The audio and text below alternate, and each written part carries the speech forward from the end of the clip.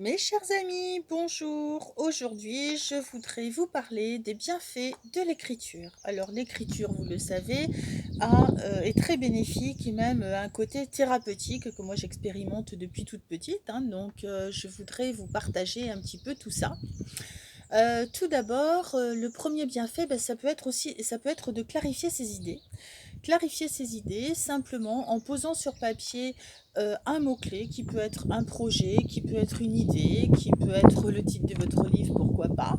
Et ça va être d'inscrire ce mot-clé au centre, de faire comme un soleil avec des rayons et sur chaque rayon, ça va être de mettre un mot à chaque fois sur chaque rayon qui vous inspire à partir du mot central.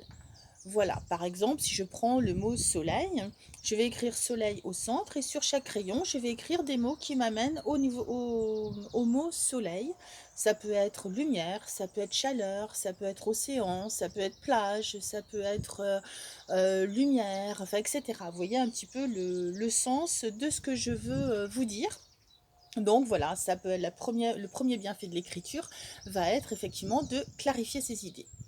Ça va être également de transmettre notre savoir de différentes sortes, soit en inventant une histoire fictive, soit en créant un guide, quel qu'il soit, pour aider les gens justement sur un sujet précis. Donc, ça peut être aussi un moyen de s'évader, hein, dans un monde qui ne nous convient pas forcément. Et ben, le fait d'inventer des histoires, va nous permettre de nous évader et de vivre peut-être des aventures extraordinaires, de laisser aller notre créativité, etc. Voilà, ça c'est un autre des bienfaits de l'écriture. Ça peut être aussi de laisser une trace à notre descendance si jamais nous souhaitons écrire notre récit de vie.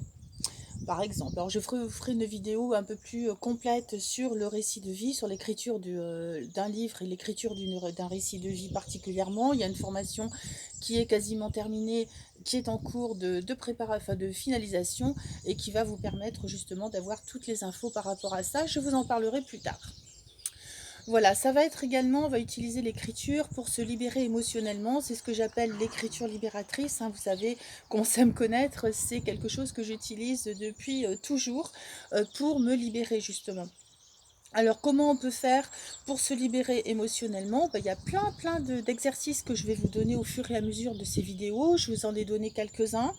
Un autre que vous pouvez faire, c'est tenir un journal intime, un journal des émotions comme je vous l'avais proposé dans une autre vidéo, et de noter chaque matin, par exemple, tout ce qui vient. Quand vous avez quand vous vivez un événement particulier, qu'il y a une tension avec des membres de votre famille ou de votre entourage, qu'il y a quelque chose qui vous contrarie, et ben notez-le dans votre journal et notez principalement quelles sont les peurs ou les émotions qui remontent, et ça va vous aider à justement évacuer toutes ces émotions négatives, à faire de la place pour des meilleures choses.